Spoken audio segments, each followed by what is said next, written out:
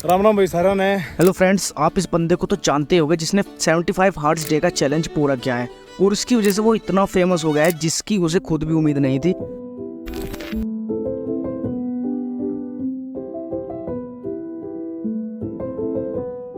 वैसे इस भाई का नाम अंकित भैया पुरिया है। हाँ मुझे पता है, आपको सब जानते होंगे, लेकिन फिर भी कुछ लोग नहीं जानते तो उन्हें बताना बेसिकली हमारा कर्तव्य है।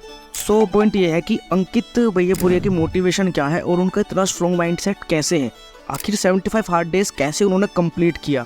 और इतना ही नहीं, अब अंकित भाई ने इसका सेकंड फेज भी शुरू कर दिया है। इसका मतलब अब वो 75 हार्ड को आगे बढ़ाकर दोबारा से 75 हार्ड डेज का चैलेंज करेगा, यानी कि वो एक 150 डेज हार्ड चैलेंज को परफॉर्म करेगा, जो कि एक नेक्स्ट लेवल चीज़ है। और जहाँ तक अंकित भाई इसको भी कंप्लीट कर लेंगे, क्योंकि उनका जो मोटिवेशन लेवल और स्ट्रॉन्ग माइंडसेट है वो बहुत ही ज़्यादा है। तो इसके बारे में हम बात करेंगे, आखिरकार उनका इतना ज़्यादा मोटिवेशन लेवल और इतना स्ट्रॉन्ग माइंडसेट कैसे है। तो दोस्तों, हम अंकित भैया पुरिया की लाइफ से रिलेटेड 5 टॉपिक के बारे में बात करेंगे, जिन्हें फॉलो करके आप भी कुछ अपने लाइफ में अचीव कर सकते हो, और भी कुछ नहीं तो आप अच्छी खासी फिटनेस तो गेन कर ही सकते हो। तो दोस्तों, वीडियो को लास्ट तक देखना, क्योंकि वीडियो के लास्ट में मैं आपको एक अंकित भाई का ऐसा पॉइंट बताऊंगा जो आपको अब तक किसी ने भी नहीं बताया होगा। तो दोस्तों, सबसे पहले पॉइंट पे आते हैं। अंकित भैया पुरिया अब तक एक ऐसे सोशल मीडिया इन्फ्लुएंसर बन चुके हैं जो कि बहुत पॉपुलर हो चुके हैं, और साथ ही साथ एक वो फिटनेस फ्रीक भी है। अंकित को पिछले 3 महीने में सबसे ज़्यादा रीच मिली जब उन्होंने 75 हार्ड डेज का चैलेंज को परफॉर्म किया सोशल मीडिया के थ्रू, जब तक कोई नहीं कर पाया। दूसरी चीज़ ये है कि अब अंकित भैया पुरिया के सोशल मीडिया अकाउंट पे इंस्टाग्राम के 3 मिलियन से भी ज़्यादा फॉलोवर है और दिन प्रतिदिन बढ़ते जा रहे हैं। और अब उनके फिलहाल तो करंट में उनके यूट्यूब पे भी 1 मिलियन से भी ज़्यादा सब्सक्राइबर हो चुके हैं। और दोस्तों, उनका फेमस होने का सिर्फ सबसे बेसिक रीज़न ये है कि एक वो अपना बिल्कुल सिंपल लाइफस्टाइल दिखाते हैं और साथ ही साथ वो देसी लाइफस्टाइल दिखाते हैं। इसी वजह से वो जो है वो अपने आप को वही दिखाते हैं, एक वही उनका फेमस होने का मेन कंटेंट है। और दोस्तों, अंकित भाई पहले से ही 13 साल पहले से ही अपनी फिटनेस को लेकर बहुत ही ज़्यादा स्ट्रिक्ट है, क्योंकि वो शुरुआत से ही दंगल और पहलवानी में बहुत ज़्यादा इंटरेस्ट रखते थे। तो इस वजह से उनकी बॉडी में आप पहले से ही सुधार देख सकते हो। दूसरा पॉइंट, अंकित भाई का स्ट्रगल। काफ़ी लोगों को ये बात पता ही नहीं होगी कि अंकित भैया पुरिया का यूट्यूब चैनल पर 6 साल पहले से अकाउंट है, और अंकित भाई ने रेगुलर वीडियो अपने अकाउंट पर डाली हुई है। उन्होंने अब भी करंट में भी 483 वीडियो अपनी चैनल पर अपलोड की हुई है। तो दोस्तों, कुछ लोगों को जो वहम था कि अंकित भाई तो एकदम से फेमस हो गए, उन्होंने ऐसा कंटेंट बनाया, ऐसा कुछ नहीं है।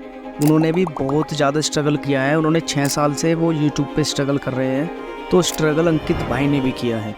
तीसरा पॉइंट है स्ट्रॉन्ग माइंडसेट। 75 हार्ड जैसे किसी भी चैलेंज को करने के लिए एक ऐसा स्ट्रॉन्ग माइंडसेट होना जरूरी है, जो कि अंकित भैया पुरिया के पास है। इसका कारण ये है कि उनका बचपन से ही एक पहलवान बनना चाहते थे और कबड्डी जैसे खेलों को खेलना चाहते थे। इसी वजह से उन्हें एक ऐसा एनवायरनमेंट मिला है जहाँ पर प्रॉपर डाइट के बारे में बताया जाता था और ब्रह्मचर्य के पालन के बारे में बताया जाता था। दूसरा ये कि जब अंकित ने 75 हार्ड डेज का चैलेंज शुरू किया तो उसमें 6 रूल होता है, जिसमें किताब पढ़नी होती है। तो पहले तो मैं आपको सारे के सारे रूल बता देता हूँ कि क्या क्या रूल फॉलो करने पड़ते हैं। पहला रूल तो ये है कि अपनी डाइट को प्रॉपर फॉलो करना पड़ता है। दूसरा रूल ये है कि ना तो अल्कोहल, ना ही कोई चीट फूड, ना स्मोकिंग करनी होती है। तीसरा, सुबह शाम 45 मिनट की कम से कम एक्सरसाइज करनी होती है, या फिर अपने मेटाबॉलिज्म को बूस्ट करने की कोई एक्टिविटी करनी होती है। चौथा, 4 लीटर कम से कम पानी पीना है पूरे दिन में। 5वां, रोज शुरू से लास्ट तक अपनी सेल्फी लेनी है पहले दिन से और 75 वाले डेज तक की कि कितने इंप्रूवमेंट आया। और छठा लास्ट, किसी भी नॉन फिक्शन बुक के कम से कम 10 पेज पढ़ने हैं। सबसे ज़्यादा जो अंकित के माइंडसेट को स्ट्रॉन्ग बनाने में हेल्प की है वो यही छठा रूल है, जिसमें अंकित ने श्रीमद् भगवत गीता को पढ़ना शुरू किया। और अंकित भाई ने बताया कि जब वो श्रीमद् भगवत गीता को पढ़ते थे तो वो उसमें इतना खो जाते थे कि वो 10 पेज के बजाय 20-20, 25-25 पेज उसके पढ़ जाया करते थे। Point number 4, fame. आखिर उनको इतना सारा फेम कैसे मिला, इसके बारे में बोल के भी उतना उनको सिंपल और देसी नहीं एक्सप्लेन कर पाऊंगा जितना कि अंकित भाई एग्जैक्टली है। उनकी वीडियोस बिल्कुल सिंपल लाइफस्टाइल को दिखाती है और अपने देसीपने को दिखाती है, और उनके स्ट्रगल को दिखाती है कि कैसे वो स्ट्रगल के साथ साथ अपनी लाइफ के मज़े लेते हैं और साथ ही साथ एक्सरसाइज करते हैं।